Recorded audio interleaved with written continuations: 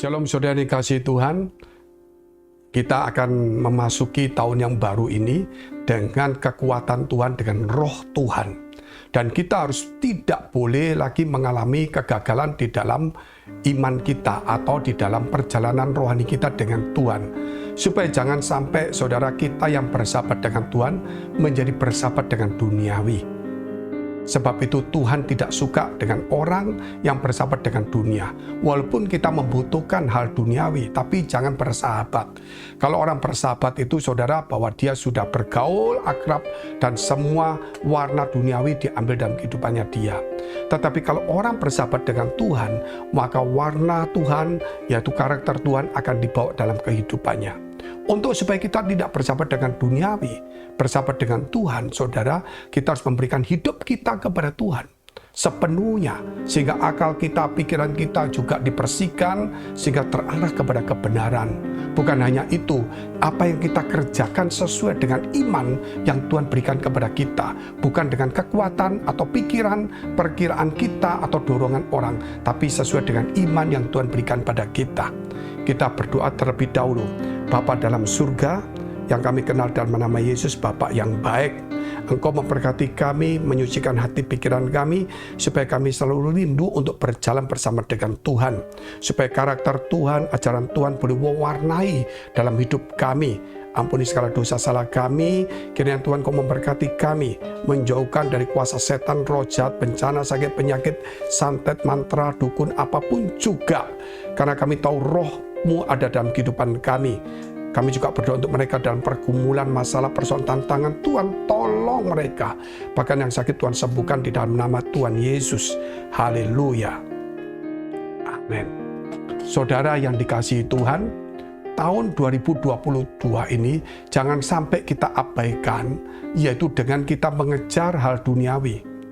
Walaupun itu memang kita butuhkan dan Tuhan pasti menyediakan yang baik untuk kita sesuai dengan ukuran iman. Artinya, mari kita upgrade iman kita supaya iman kita semakin besar, sehingga itulah yang diberikan Tuhan sesuai dengan ukuran iman masing-masing. Kalau iman kita kecil, saudara, kita diberkati besar, kita nggak kuat, kita menjadi sombong. Sebab itu kita harus mengupgrade iman kita. Untuk mengupgrade itu, supaya kita tidak sombong, mari hidup ini diserahkan kepada Tuhan. Karena ini milik Tuhan, dibeli dengan harga lunas, kita berikan kepada Tuhan sepenuhnya. Kita lihat dulu Roma 12 ayat 1. Karena itu saudara-saudara, demi kemurahan Allah aku menasihatkan kamu, supaya kamu mempersembahkan tubuhmu sebagai persembahan yang hidup, yang kudus, dan yang berkenan kepada Allah. Itu adalah ibadahmu yang sejati. Jadi kapan kita punya ibadah sejati, saudara? Bukan berarti di gereja kita setiap kali ibadah atau setiap hari Minggu 4 kali kita pelayanan. Jikalau kita tidak memberikan hidup kita sebagai persembahan, tubuh kita sebagai persembahan yang hidup, kita tidak akan mengalami ibadah sejati.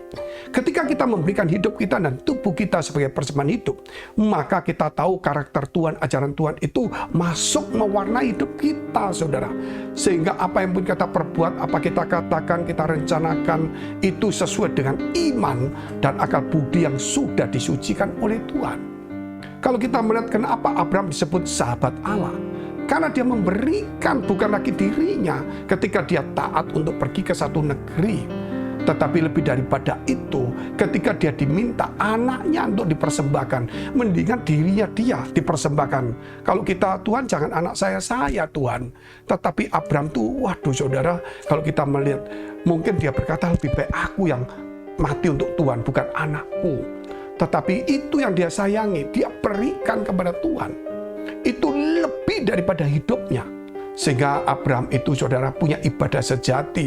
Walaupun tidak ada gereja, tidak ada pujian, hampir tidak kelihatan itu tentang doa puasa. Dan saat itu juga tidak ada kitab suci yang seperti kita punya. Tidak ada pendeta mentor yang mengawasi dia. Namun, saudara, dia memberikan yang terbaik seluruh hidupnya kepada Tuhan. Dan itulah ibadah sejati. Kita tetap memerlukan gereja. Karena gereja sudah ada, karena itu rumah Tuhan. Ada firman, ajaran Yesus di situ. Ada mentor kita, ada doa, ada puasa, ada pujian. Itu seharusnya lebih cepat membuat kita semakin memberikan hidup kita sebagai persembahan. Ketika pujian kita sungguh-sungguh, ketika menyembah kita sungguh-sungguh datang hadirat Allah. Saudara, kita berdoa kita sungguh-sungguh dengan iman kita.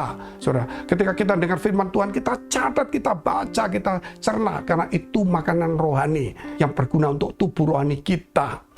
Juga untuk sampai kepada kekekalan. Perlu juga makanan yang sehat, yang bergizi, yaitu firman-firman Allah. Nah, itulah kita memberikan supaya hidup kita itu diberikan kepada Tuhan dengan pujian, penyembahan, doa, puasa, dengarkan firman Tuhan, pelayanan, terima tamu, senyum, saudara, melakukan semuanya dengan sukacita, dengan sungguh-sungguh. Supaya apa, saudara? Kalau kita lihat, itulah ibadah yang sejati.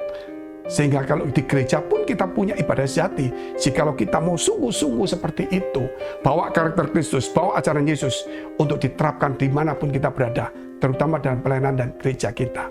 Kita lihat terus ayat selanjutnya. Janganlah kamu menjadi serupa dengan dunia ini, tetapi berubahlah oleh pembaruan budimu, sehingga kamu dapat membedakan manakah kehendak Allah, apa yang baik, yang berkenan kepada Allah, dan yang sempurna.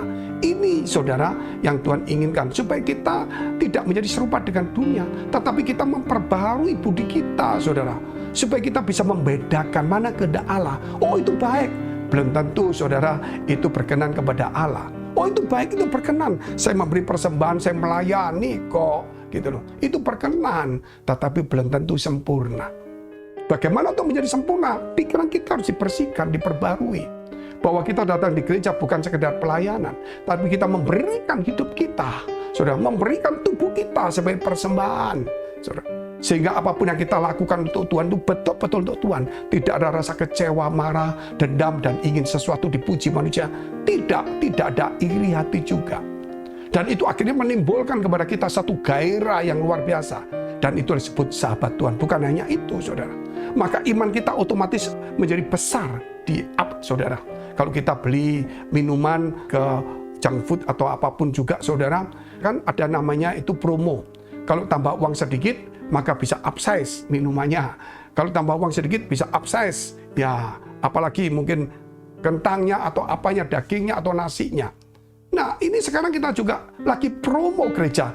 Bukan berarti murahan, bukan. Kasih karunia itu lebih dari promo, saudara, tapi bukan murahan. Ayo kita akses iman kita, rohani kita di gereja. Ketika kita melayani, kita doa, jangan main-main. Karena itu nanti menentukan masa depan kita. Tahun 2022 ini jangan gagal lagi. Dimulai dengan Tuhan, pasti nggak gagal.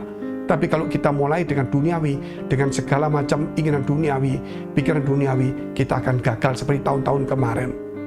Kita lihat ayat selanjutnya. Berdasarkan kasih karunia yang dianugerahkan kepadaku, aku berkata kepada setiap orang di antara kamu, janganlah kamu memikirkan hal-hal yang lebih tinggi daripada yang patut kamu pikirkan. Tetapi hendaklah kamu berpikir begitu rupa, sehingga kamu menguasai diri menurut ukuran iman yang dikaruniakan Allah kepada kamu masing-masing. Ini dikatakan kasih karunia dianugerahkan kepada kamu, sehingga jangan memikirkan hal lebih tinggi. Sehingga kamu harus berpikir sedemikian rupa menurut ukuran iman dengan kasih karunia yang telah dianugerahkan kepada kita. Kasih karunia dilimpahkan, saudara, lebih dari barang-barang promo. Bukan berarti sale nggak ada harganya, bukan. Ini, saudara, kalau sale itu berarti barang lama yang memang nggak dipakai. Ini promo, saudara. Promo itu artinya, saudara, bahwa itu harganya mahal, tapi saudara dikasih kesempatan, ya, dengan murah, dengan cuma-cuma kasih Tuhan itu. Ini, saudara, sehingga kita jangan memikirkan yang tinggi-tinggi, tapi kita bangun iman kita. Kita mulai tingkatkan iman kita. Maka ketika iman kita ditingkatkan, saudara, saya yakin bahwa apa yang kita kerjakan, kalau iman kita meningkat, maka pekerjaan kita pun hasilnya meningkat. Ya, tentunya seperti ini. Jangan lagi, saudara, kita ini mundur ke belakang. Ini kesempatan yang paling indah, yang tidak mungkin bisa kita lupakan, yang tidak bisa kita abaikan. Dan jangan sampai, saudara, kesempatan ini kita tidak ambil, yaitu selama kasih karunia dicurahkan kepada kita. Janganlah kita berpikir demikian lupa, tetapi kita perbarui budi kita. Kita masuk pada tahun yang baru ini dengan kekuatan kasih karunia Allah. Sehingga saudara kita tahu, iman kita terus di-upgrade di gereja, mengupgrade iman, terus upgrade iman. Dan disitulah maka berkat rohani sesuai dengan iman yang di-upgrade. Bukan hanya itu saja, juga berkat-berkat jasmani akan dilimpahkan kepada kita.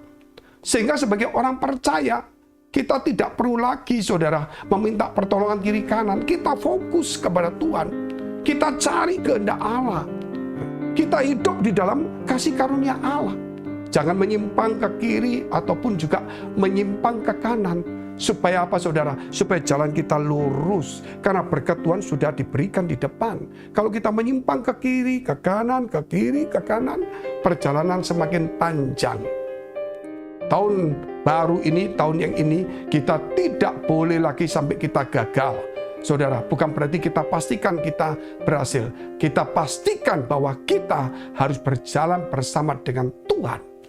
Kalau kita tidak dengan Tuhan, kita akan gagal. Itu harus ditanam dalam hati kita. Sebab itu kita butuh Tuhan dan firman-Nya harus terpancar dalam kehidupan kita.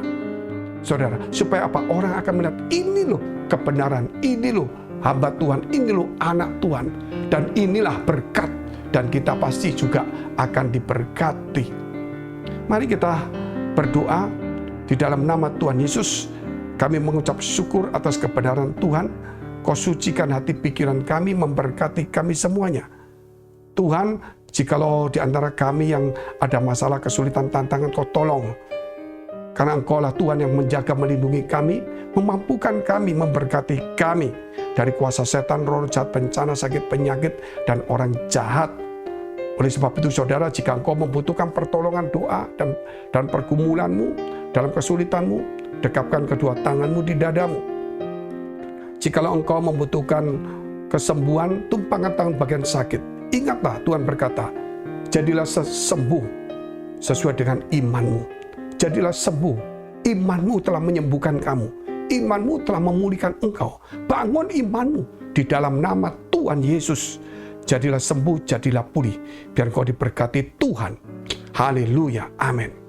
Jika saudara masih membutuhkan pelayanan doa dan konseling, silakan hubungi nomor tertera. Tuhan Yesus memberkati.